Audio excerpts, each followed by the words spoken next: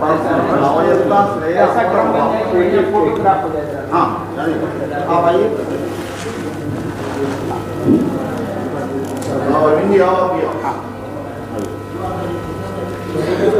ओम भद्रं कर्णेभिः शृणुयात् देवा भद्रं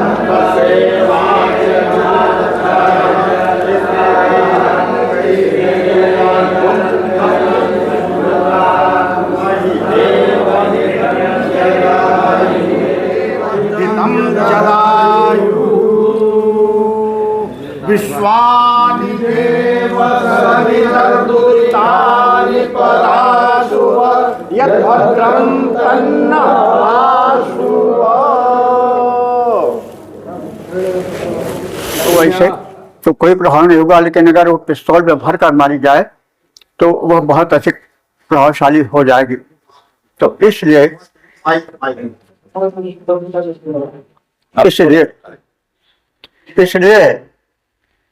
अब मैं संक्षेप में रामायण के विषय में कुछ कहूंगा। रामायण भारतीय एकता का मेरुदंड है और अयोध्या से लेकर के लंका तक की भूमि रामायण के कारण एक रूप हुई है। हम यह कह सकते हैं कि संपूर्ण देश में जो राष्ट्रीय एकता है उसके मूल में वाल्मीकि रामायण है। मनुष्य में सबसे बड़ी कमजोरी होती है ग्रहण की, त्याग नहीं करना चाहता। राम ने इसका एक उदाहरण प्रस्तुत किया कि जीवन त्यागमय होना चाहिए, क्योंकि त्याग के अभाव में जब केवल आदान ही रह जाता है, प्रदान नहीं रह जाता है, तो उसका कुपरिणाम सामाजिक संघर्ष होता है।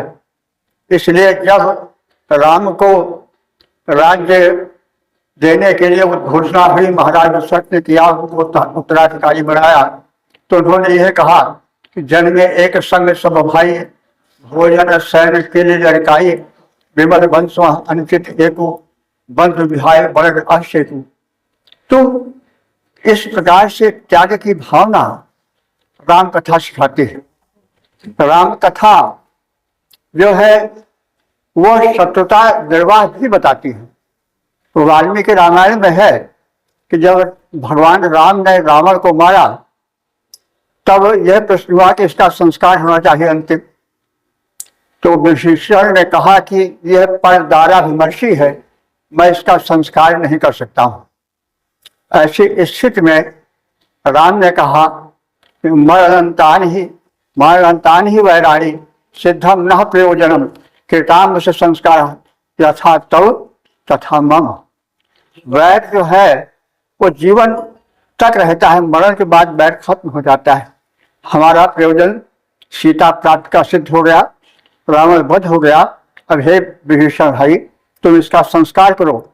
यह जैसे तुम्हारा भाई है वैसे मेरा भाई है। तो यह उदार विचार वाल्मीकि रामायण से हमको मिलता है। इसके अतिरिक्त जब ब्रह्मा जी आए रावण वध के उपरांत और प्रशंसा करने लगे व्यापक रूप से कि आप पर ब्रह्म है, परमात्मा है, तो राम ने बड़े स्पष्ट रूप से कहा कि मैं आत्मानम रामम मन्ये दशरथात्मजम, मैं अपने को राम मानता हूं और दशरथ का पुत्र राम मानता हूं। तो इस प्रकार से राम जो थे वो एक संकल्पित जीवन और त्यागमय जीवन के उदाहरण थे। समाज में इसकी बड़ी आवश्यकता है। समाज में ग्रहण प्रधान हो गया है, त्याग का अभाव हो गया है, इसलिए संघर्ष है। संघर्ष क्यों है? इसलिए है जगह जगह पर, चाहे परिवार हो चाहे समाज हो, कि ग्रहण प्रधान हो गया समाज। राम त्याग प्रधान थे। उन्होंने कहा कि मुनि गण मिलन विशेष बन सबहि भांत हित मोर, तहिमा पित आयस बहुर सन्मत जननी तोर। जब कई कुछ कहने लगे कि अरे आप जो है वो भैया बन जा रहे हो, पिता के बड़े जो हो आज्ञा पालक हो, तो वो बात को जरा समेटने लगी, कुछ चिकनाई उसमें डालने लगी। राम ने कहा, नहीं माता, ये तो मेरे लिए बड़ा हित आपने किया। मुनि गण मिलन विशेष बन, सबहि भांत हित मोर, तहिमा पितु आयस बहुर, सन्मत जननी तोड़। तो इस प्रकार से जो राम कथा है वो समाज को जोड़ती है। राम कथा के माध्यम से वे उपेक्षित जातियां जो वानर और भालू मानी जाती थी, उनको राम ने सर्वाधिक सम्मान दिया। अयोध्या से उन्होंने कोई सेना नहीं बुलवाई, उन्हीं को सैन्य गुण में ढाल करके रावण ऐसे जो है परम पराक्रमी राजा का वध किया, समूल उसका विनाश किया। तो यह राम की एक योग्यता है।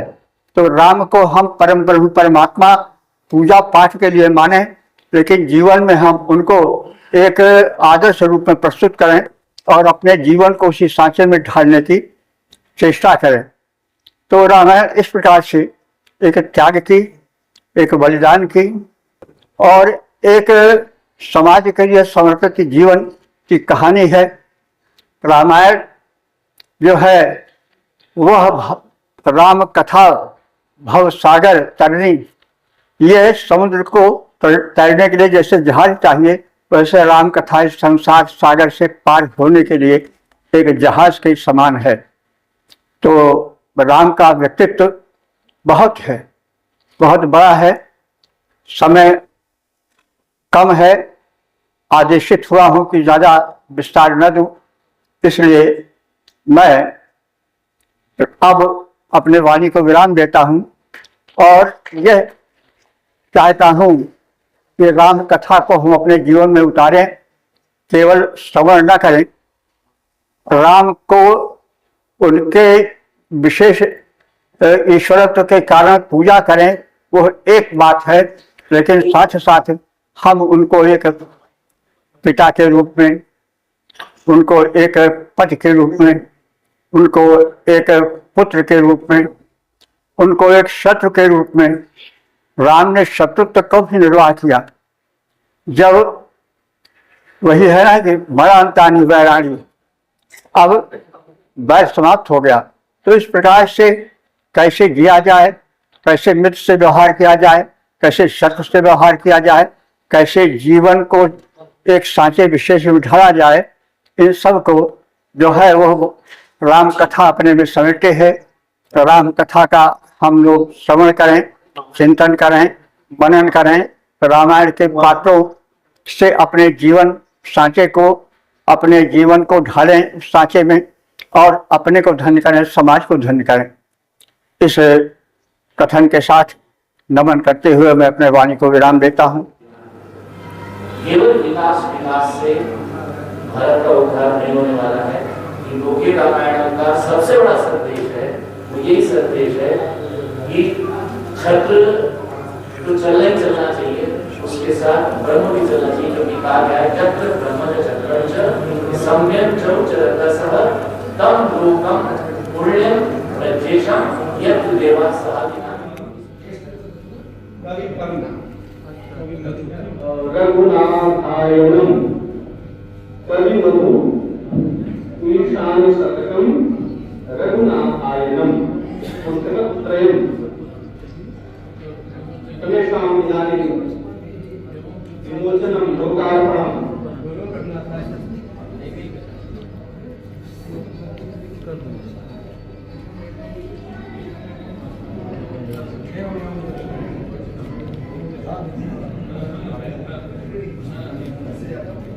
एकैकं जैसे एक साथ दिखाया गया तो समझ आ जाएगा।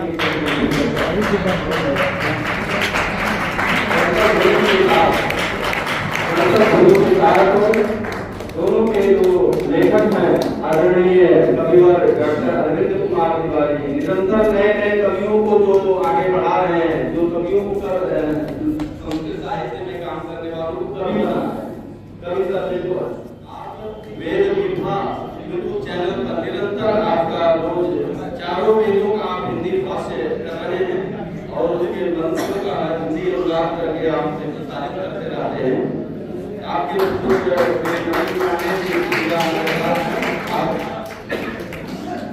मैं चाहूंगा अपने प्यार आगे जाए, आपका भी सीखना है।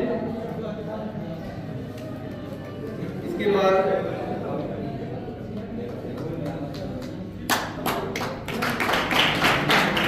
सत्र की अध्यक्षता जिनकी अध्यक्षता में इस समग्र आयोजन को हम लोगों ने किया, राष्ट्रीय संस्कृत विचार संस्थान के हमारे राष्ट्रीय अध्यक्ष आदरणीय प्रोफेसर